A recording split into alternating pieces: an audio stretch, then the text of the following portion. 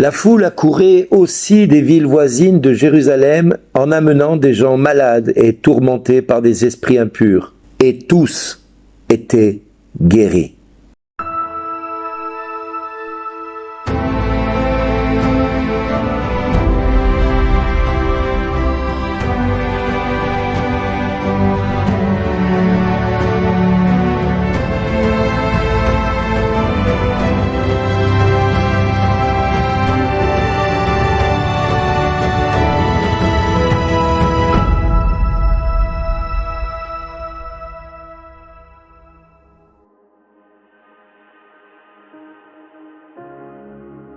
Bonjour les amis, mon Seigneur est mon Dieu.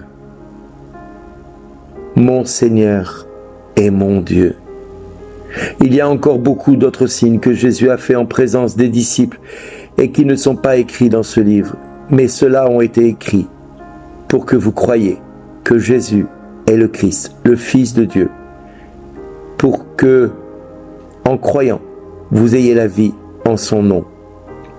C'est ainsi que l'évangile de Jean se termine aujourd'hui pour nous faire comprendre à quel point les merveilles de Dieu ne cessent de nous poser question depuis la nuit des temps. Alors hier, je vous ai interpellé sérieusement, mais aujourd'hui, j'ai envie de nous remettre dans le contexte de l'époque. Les apôtres sont là et commencent à annoncer la parole de Dieu, à témoigner partout parce que la Pentecôte a eu lieu et que le Saint-Esprit agit. On vient à déposer les malades sur des brancards et sur des civières. Et au passage de Pierre, l'ombre de Pierre va guérir les malades. L'ombre de Pierre va guérir les malades.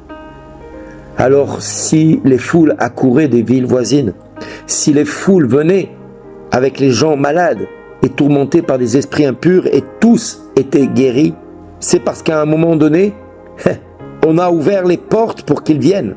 On leur a dit « venez ». Et ils sont venus. Beaucoup de signes et de prodiges s'accomplissaient dans le peuple par les mains des apôtres. Tous les croyants d'un même cœur se tenaient sous le portique de Salomon. Personne d'autre n'osait se joindre à eux. Cependant, tout le peuple faisait leur éloge. Et de plus en plus, les foules d'hommes et de femmes, devenant croyants, s'attachaient au Seigneur. On allait donc à sortir les malades sur les places, en les mettant sur des civières et des brancards. Ainsi, au passage de Pierre, son ombre couvrirait l'un d'eux, et la foule donc accourait aussi des villes voisines de Jérusalem, avec des gens malades, tourmentés par des esprits impurs, et tous étaient guéris. Voyez, c'est aussi simple que ça, l'annonce de la parole de Dieu. C'est aussi simple que ça que de croire que Dieu peut tout. La foule des premiers chrétiens ne se trompait pas.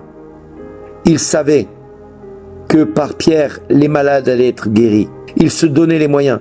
Ils allaient et ils amenaient leurs malades. Et je pense que pour certains, ça devait être difficile. Parce qu'à l'époque, il n'y avait pas tous les moyens de transport comme aujourd'hui.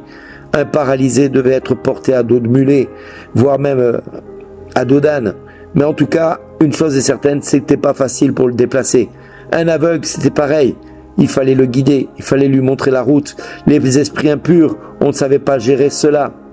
On ne savait pas gérer les personnes possédées par des esprits impurs.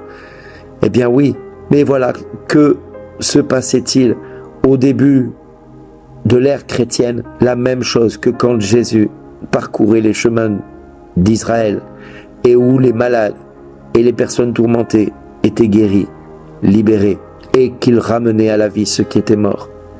Oui, les amis, aujourd'hui, le Christ nous invite à suivre son exemple et il nous montre que les apôtres ont compris la leçon d'il y a 2 jours où ils pensaient qu'ils devaient retourner à la pêche parce qu'ils ne savaient pas comment s'y prendre.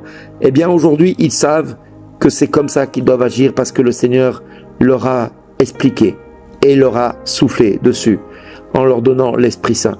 Puis la Pentecôte est arrivée et l'Esprit Saint est descendu et a fait de Pierre quelqu'un qui était froussard, qui avait peur de tout, des Juifs, des Romains, de tout le monde, d'être arrêté, d'être condamné, comme Jésus. Quelqu'un capable de témoigner dans la rue, sur les places, partout où il passait.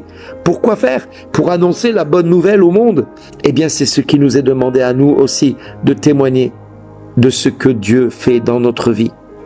Nous pouvons témoigner de Dieu à travers tout ce qui est possible. Dans quelques semaines, certaines personnes vont venir à Notre-Dame-du-Lot, d'autres vont pouvoir venir à Notre-Dame de la Salette, d'autres à Notre-Dame de Pontmain, d'autres à la rue du Bac, et ainsi de suite. Et puis il y en a d'autres qui vont s'inscrire à l'école des disciples, et puis d'autres vont s'inscrire ailleurs. Mais qu'importe là où vous allez aller, là où vous allez vous inscrire, là où vous allez participer, imaginez que vous êtes au même moment, au même endroit que là où Jésus veut que vous soyez. C'est-à-dire vous êtes dans le temps et le lieu que Dieu a fixé depuis toute éternité. Et pour telle raison, il faut vous attendre à ce que les malades que vous allez présenter puissent être guéris, puissent être soulagés, puissent être délivrés. Le propre du Christ, c'est de ne pas se contenter du minimum, mais d'aller toujours vers le maximum. La croix est un plus, elle n'est pas un moins. Dieu bénit sans cesse. Dieu bénit, et il bénira encore, toujours et encore. Alors, mes amis, si aujourd'hui, je vous invite vraiment à faire comprendre à votre cœur que Christ attend de nous, que nous nous investissions pour le royaume de Dieu, pour que la parole de Dieu parcourt la terre et puisse aller d'un bout à bout de la terre, sans être freiné par les moyens. Alors, je nous invite à croire et à espérer en Dieu, parce que Dieu peut tout là où nous ne pouvons rien.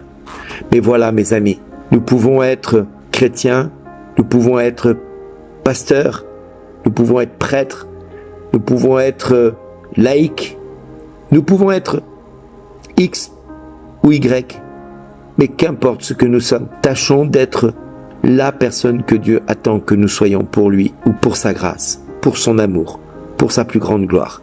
Oui, si le Seigneur s'est manifesté et a permis aux apôtres de pouvoir toucher les plaies de Jésus afin de croire comme Thomas, si Jésus a permis à ses apôtres de vivre ce qu'ils ont vécu, c'était pour qu'ils deviennent des témoins de la résurrection.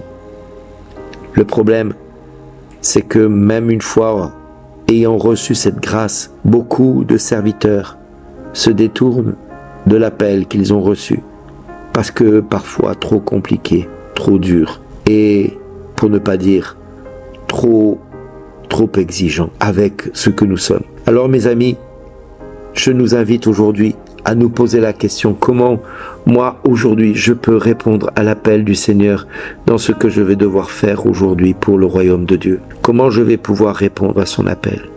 Seigneur, guide mon cœur, guide mes pensées, guide mes actions, guide tout ce que je suis afin que ta gloire soit manifestée. Et Père, je te prie que tous ceux et toutes celles qui depuis quelques jours se posent des questions de comment œuvrer pour ton royaume, tu leur donnes la possibilité d'avoir les réponses qu'ils attendent et qu'ils espèrent de toi. Père, au nom de Jésus, manifeste ta gloire et ton amour à chacun d'eux et chacune d'elles, afin que dans ce combat qu'ils mènent contre eux-mêmes, pour être fidèles à tes commandements, pour être fidèles à ta parole, puissent demain pouvoir être fidèles en toutes circonstances pour ta plus grande gloire, Seigneur, et vraiment pour ta plus grande gloire. Père, au nom de Jésus, je te prie, je te bénis et je te rends grâce. Qu'il en soit ainsi, Seigneur, pour tous ceux et toutes celles qui vont se sentir concernés par les textes de ces jours-ci. Merci, Seigneur. Agis puissamment et change nos pensées, change notre cœur, Seigneur. Agis puissamment. Merci, Seigneur. Merci d'exister.